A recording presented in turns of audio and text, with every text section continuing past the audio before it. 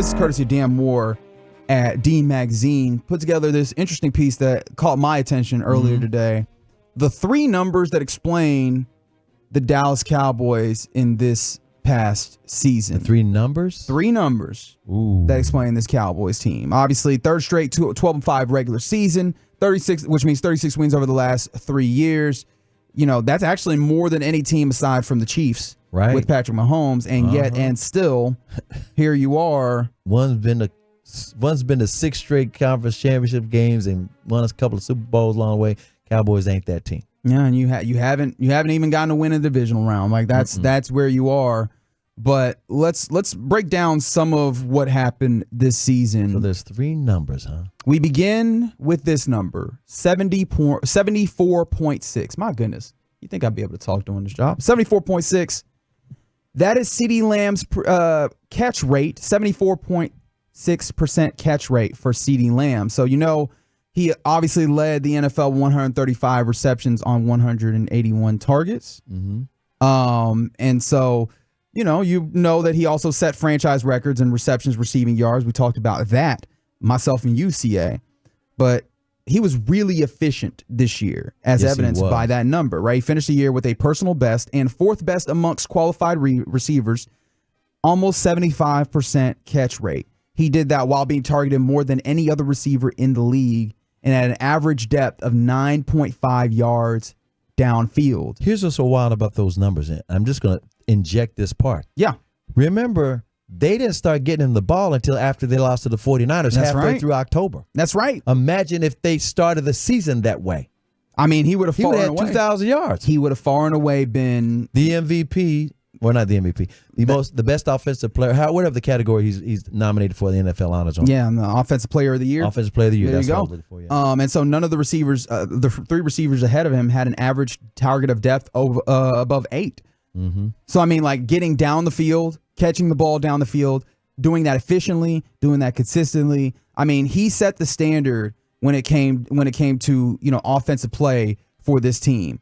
And so, you know, he's improved by every measure. When you talk about catches, yards, EPA per target, success rate, so on and so forth, the improvement has been there. And so he proved himself to be one of the elite wide receivers in the league. And I mean, that's obvious. That was obviously one of the big things that happened this season because that was where the offense leaned. You saw that they did some evaluation at the bye week and they were like, look, what's the best way for us offense to operate? Throwing the football and throwing the football specifically to CeeDee Lamb. And you saw the way that there was an uptick there. And that's why in the last game, the playoff game, you saw how distraught he was because that number was not happening. And that's one of the reasons they lost that game. Although every aspect of the Cowboys, offense, defense, special teams, coaches, players, they all sucked and lost that game. By the way, Luka got an assist. Mavericks lead 142 to 136. He's now 72 points, 10 rebounds, and 7 assists. That's right. That's right. This is insane. We are under a minute left to go. Man. Yeah, under a minute. And by the way, when I said 15th, 70 points, it's not 15th double-doubles. It's 15th person in NBA history to get 70 points. Period. Okay. Period. Got you. 70, period. He got 72, and at the free throw line, about to have 73.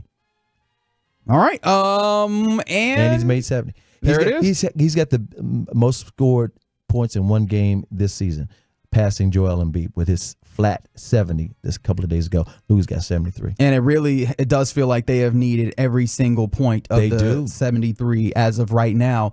Could be 49 more seconds left here shortly. They're up 143 to 138. How about this as the second number that helps define this Cowboys season? 155, Chris Arnold. And what you just saw on the TV is kind of some of that. The defense relied on 155 splash plays. So the Cowboys had a top 5 defense in terms of points. Are you talking about, okay, splash plays, go ahead. But yeah, and they were top 10 at a lot of advanced metrics and everything. But the defense, one of the things that, you know, you look at is ultimately you gave up 41 points to the Packers in that wild card game.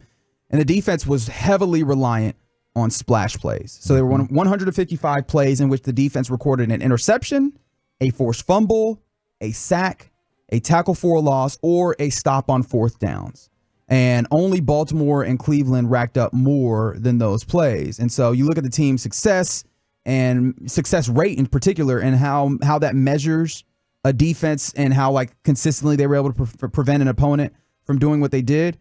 Dallas was very good against the pass, but not like the elite defense that it seemed like it looked at some points. And so facing design runs, obviously they were worse than the NFL on play-to-play success rate, which is that's not surprising to anyone that watched this football team. But they were amongst the league's best in generating big plays all the way through the time that Dan Quinn has been the defensive coordinator. But yeah, obviously it was a huge splash play year, and it's been a huge 3 splash play years, which honestly has been longer than I think I expected at the very least, because typically splash plays aren't sustainable, or we talk about them as not being sustainable in the NFL. They used to say you cannot guarantee takeaways and turnovers and fumble recoveries and interceptions. Dan Quinn, not this year, but the 2 years before, Cowboys led the league in takeaways. And then this year, they led the league in pressure on the quarterback. Here's what's so sad. Despite doing all of that, that's why it made no sense that he decided to change up his defense for that wild card game against the Packers and stop doing man coverage and said, let's do some zones that we haven't really been working on all year.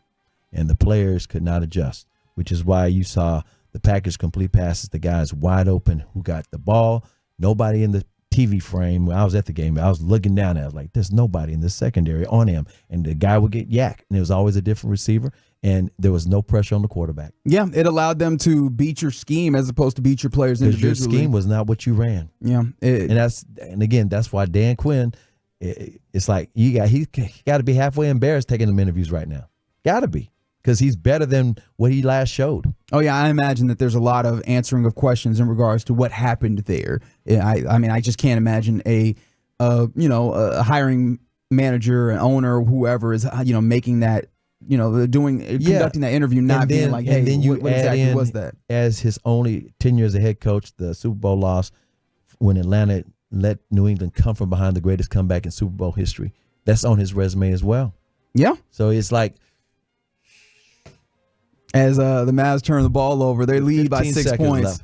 There's 15.7 seconds left. 146-140 is what's happening there. And all they had to do was run the clock out, and they accidentally throw the ball away, trying to throw the ball underneath the goal. Oh, shoot. Yeah, Atlanta just hit a crazy 3 with 8 seconds left. It is spicy there. It's getting down to Luka. Who are you throwing it to? Okay, you just let the clock roll in. 5 seconds left. Yeah, they fouled somebody. Yeah, they must have fouled Luka, or they fouled Tim Hardaway Jr. Somebody make one free throw. Just make at least one of these. Tim's at the free throw line. That's right. How about the third number that defines the Mavs season, or the Cowboys season this year? We're trying to do 2 things at once. That's okay. We're watching history. It's not like a random game. 61. Mike McCarthy's 61% aggressiveness. So McCarthy took over play calling duties this season, obviously, with Kellen Moore going to the Los Angeles Chargers. 4th down and stuff? Yep. And McCarthy was conservative with Prescott early in the year. Obviously, they tried to avoid the interception. You saw the ways in just that offense it looked constipated, is the way that I say it. But one area where he was not conservative just in general was 4th down decisions, That's right? And so not all those are the same, but his attempts have been made to quantify just how many percentage points of a win probability teams are gaining or losing by going for it on 4th down versus punting. And so on 4th down plays in which the Cowboys stood to gain at least 1 percentage point of win probability, right, by going for it as opposed to punting or kicking a field goal, they left the offense on the field 61% of the time in those circumstances, which is 6th highest in the NFL. And they converted 64% of the time in those instances. So they went for it about 2/3 of the times in which it was like, hey, this could give you an opportunity to really boost your chances of winning. And McCarthy absolutely, he was aggressive in that way.